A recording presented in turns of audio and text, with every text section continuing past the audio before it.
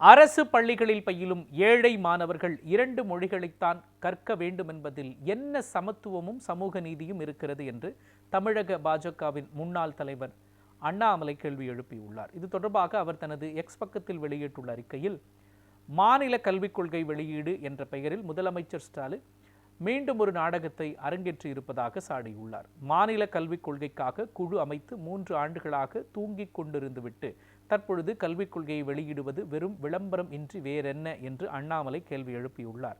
திமுகவினர் நடத்தும் தனியார் பள்ளிகளில் ஹிந்தி உட்பட பல மொழிகள் கற்றுக் கொடுக்கப்படுகின்றன என்று கூறியுள்ள அண்ணாமலை, ஆனால் அரசு பள்ளிகளில் 2 மொழிதான் கற்க வேண்டும் என்பதில் என்ன சமத்துவமும் சமூக நீதியும் இருக்கிறது என்பதை முதலமைச்சர் தான் கூற வேண்டும் என்றும் குறிப்பிட்டுள்ளார்.